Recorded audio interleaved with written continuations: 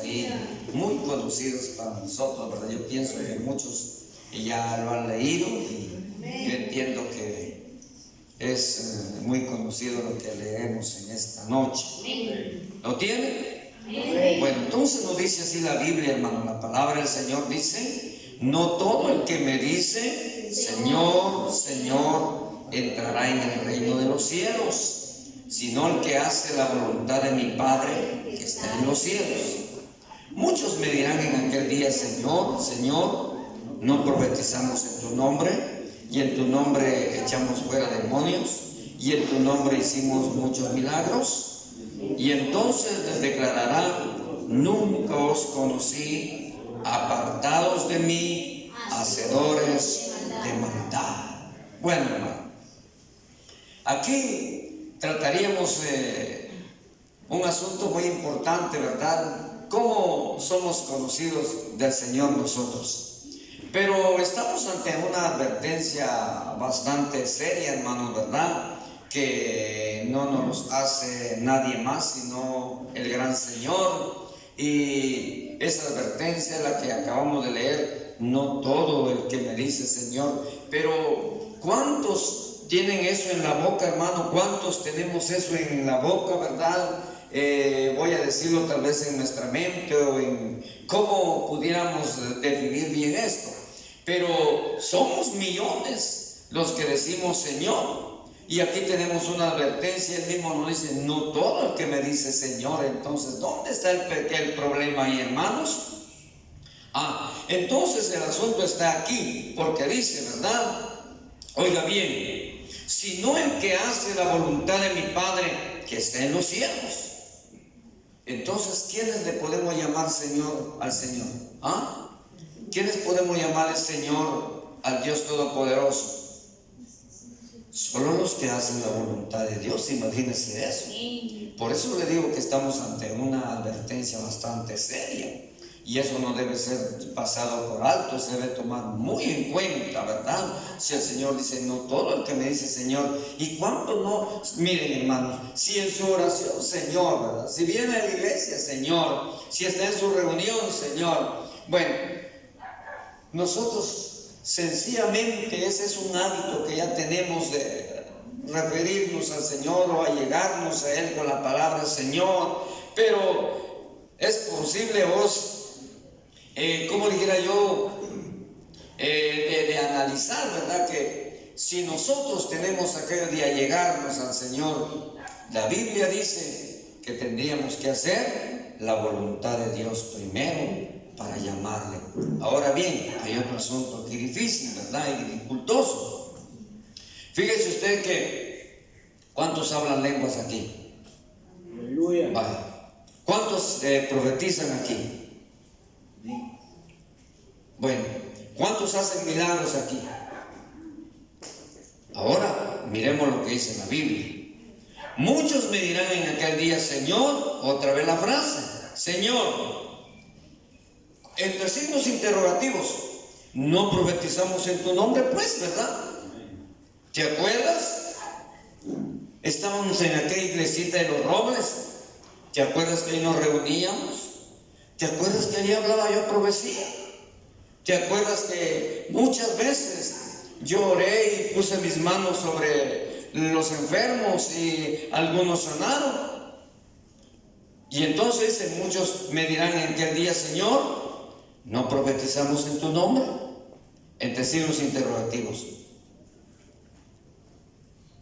¿Y en tu nombre echamos fuera demonios? ¿Y en tu nombre hicimos muchos milagros? Entonces le declararé: nunca os conocí, apartados de mí, hacedores de maldad. Bueno, analicemos simple y sencillamente dónde estaba el problema ahí. ¿Dónde estaba la deficiencia? ¿Dónde estaba sencillamente el no ser aceptado por el Señor, el no mirarnos con agrado? Miren, hermano, hay tanta gente que vive Señor aquí, Señor allá, que aquí, que el otro, pero si vamos a que pueda hacer la voluntad de Dios, está lejos de hacer la voluntad de Dios. Y aquí el requisito es de que usted y yo hagamos la voluntad de Dios. ¿Para qué? Para poderle llamar Señor al que verdaderamente es nuestro Señor. ¿Sabe cómo es este pasaje? Viene siendo como el Salmo número 23. ¿Cuántos saben el inicio del Salmo número 23? ¿Cómo comienza el Salmo número 23, hermanos? Jehová es mi pastor y nada me faltará. Simple y sencillamente. ¿Cuándo será Jehová su pastor? ¿Ah? Cuando usted verdaderamente acepte y crea y viva para que Él siempre sea su pastor. Ahora hay algo muy importante: y nada me faltará. ¿Cuándo le habrá de faltar a alguien si Dios es su pastor? Y si Él no es su pastor, siempre le hará falta muchas cosas, ¿verdad? Y eso, miren, hermanos, no hay necesidad de ir a tantos lugares, nosotros mismos lo sabemos. A veces tenemos preocupaciones, pena, dolor, miseria, pobreza, un montón de cosas. Y uno dice, bueno, ¿y por qué? Y muchas veces decimos, y Dios es poderoso para ayudarnos, y alguna vez le citamos la Biblia al Señor: tú eres el dueño del oro y de la plata. Y miren, hermano, la Biblia tampoco miente, es cierto, Dios es el dueño del oro y la plata, pero usted no, ni yo. Entonces aquí hay un asunto muy importante que nosotros tenemos que ver. Luego dice, nada me faltará. ¿Cuándo no nos faltará nada? Cuando Él sea nuestro verdadero pastor. Entonces aquí el asunto está: no todo el que me dice Señor. ¿Cuándo tendríamos nosotros el privilegio de decirle Señor a nuestro Señor, hermanos? Cuando nosotros hagamos la voluntad de Dios. Les pregunto, ¿está fácil o está difícil? ¿Ah? ¿Está fácil o está difícil? Díganles, piensen en algo. Está fácil, diría yo. Está fácil, dice el hermano. Ahora le voy a explicar otra cosa. ¿Por qué no se hace entonces si eso está tan fácil? ¿Por qué no se hace si eso está tan fácil? Porque para nosotros muchas veces se torna difícil. Hay otro pasaje en la Biblia que se encuentra, oiga bien, donde dice: buscad primeramente el reino de los cielos y su justicia. Miren pues, ¿y qué más dice? Todas las cosas nos serán añadidas. Bueno, ¿por qué todas aquellas cosas que nosotros deseamos no son añadidas? ¿Por qué? Porque usted se levanta primero buscando las cosas de esta vida, ¿sí o no? Y ya en la mera tarde viene usted y ya sin ganas de cantar, nada más parada como que no tiene sentimientos, que no tiene alma, que no siente nada. Y si no siente, no procura sentir. Entonces, ya lo último que nosotros le damos al Señor, ¿verdad? La parte importante de nosotros comienza en nuestra faena. Nuestras fuerzas se quedan ahí, las mejores. Y cuando venimos aquí, ya venimos cansados, como dijo Ariel, ¿verdad? Venimos cansados, ya no tenemos el deseo de hacer lo que deberíamos hacer, o ya no venimos a presentarnos ante Dios como deberíamos presentarnos ante Dios, ¿verdad? ¿Por qué? Porque una faena nos ha quitado a nosotros completamente las fuerzas, ¿verdad? Entonces, venimos ya desganados.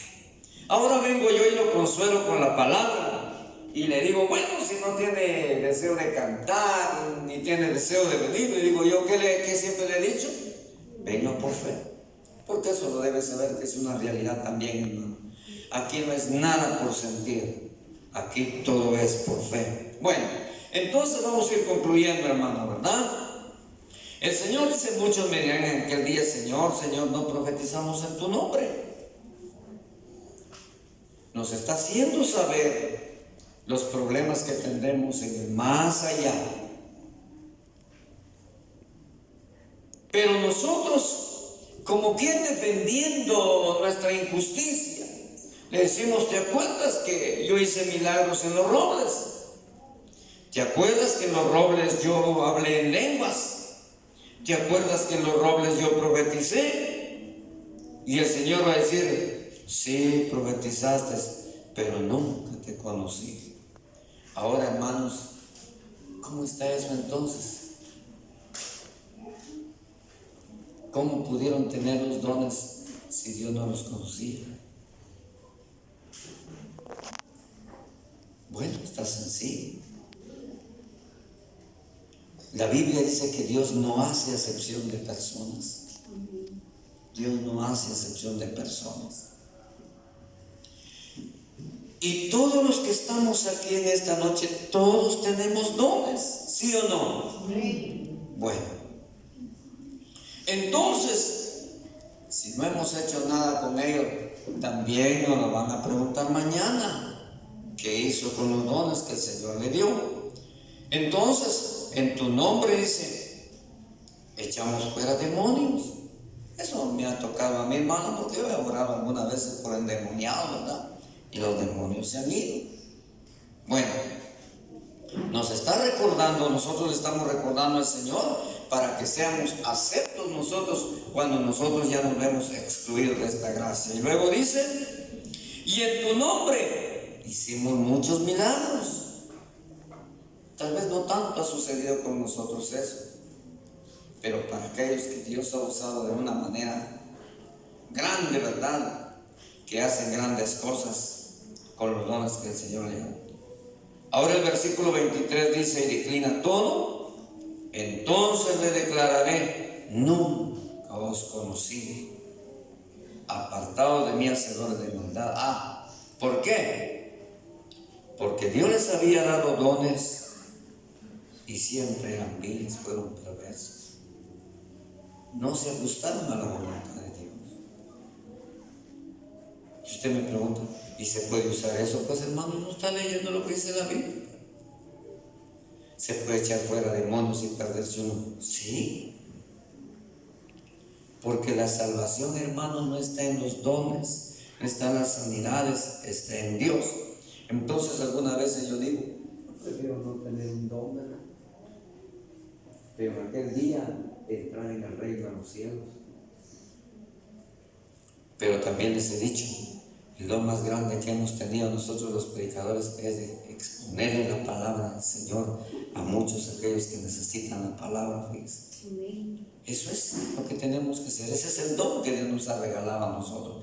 Y por eso es que, miren, las predicaciones nunca las hago yo con pereza, ¿verdad? O de mala gana, no. Yo siempre le digo a usted, siempre mi anhelo, mi deseo es decirles a ustedes lo que la Biblia dice, descifrarles el texto para que nosotros comprendamos. Entonces el Señor está diciendo, no os conocí, pero dice, apartados de mí, hacedores de maldad.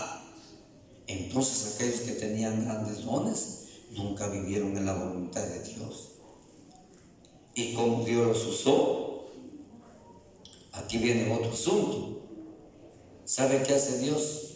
Respalda su palabra, no al hombre, no a la mujer, sino a su palabra. Así que Dios, hermanos, no puede mentir, ¿verdad? Ni puede hallar falsa su palabra. Entonces Dios lo que respalda siempre será su palabra.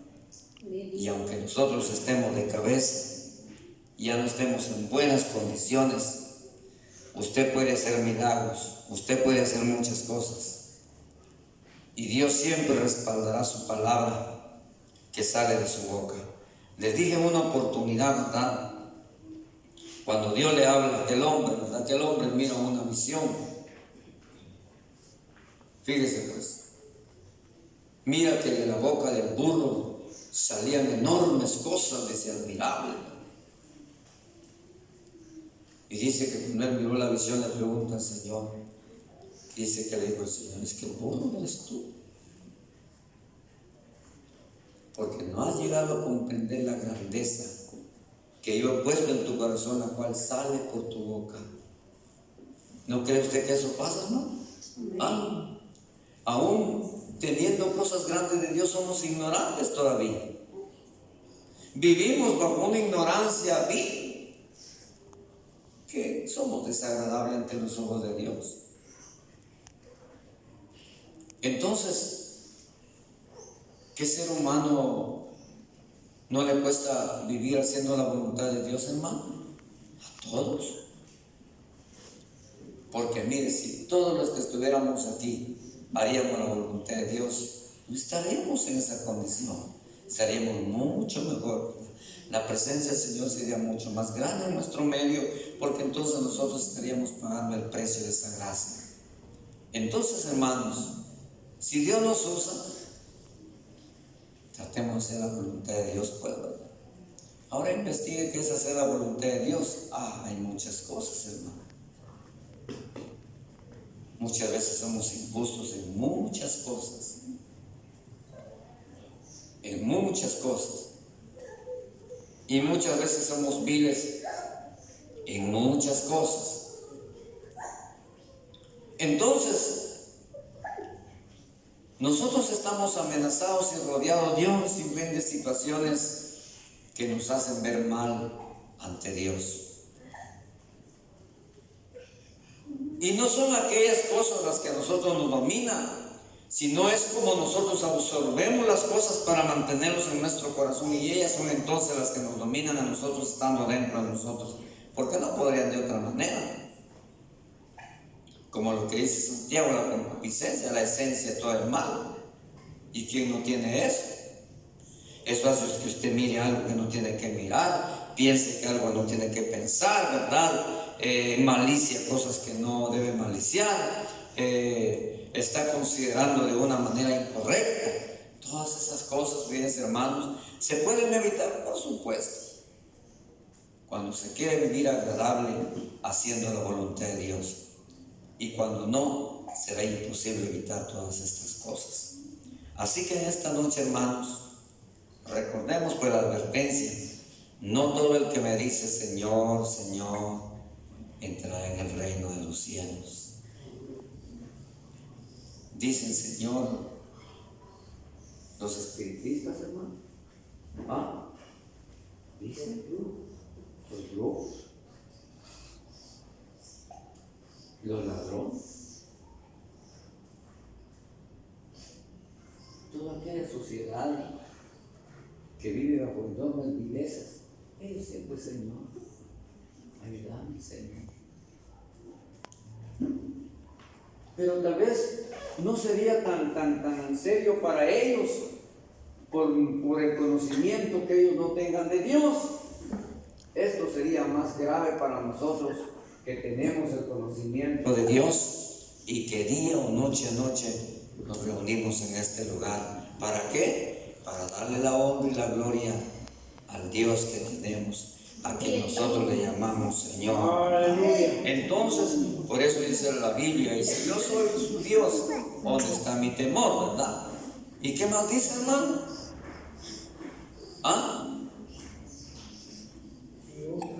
Y si soy Señor, ¿dónde está mi honra? Miren lo que dice. Si soy yo Dios, ¿dónde está mi temor? Y si soy Señor, ¿dónde está mi honra? Lo otro que usted debe comprender es de que no es simple y sencillo decirle Señor a una persona, ¿verdad? Solo Dios es Señor sobre todas las cosas. Solo Dios es el amo y Señor sobre todos nosotros. Y ahí nadie más. Muchas veces por respeto, por educación, pero a lo mejor don, doña, señor.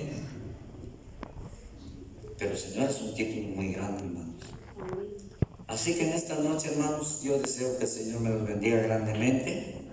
Y les animo a que sigamos siempre muy dispuestos, ¿verdad? Sigamos con buen ánimo, disponiendo de nuestra voluntad, disponiendo de nuestro corazón, disponiendo de nuestro tiempo, disponiendo de nuestro buen deseo para venir a amar y bendecir, servir el nombre del Señor, hermanos, porque no nos queda otra cosa más que amarle, honrarle sobre todas las cosas. Dios los bendiga entonces en esta noche y nos vemos entonces hasta el sábado, ¿verdad, hermanos? Amén.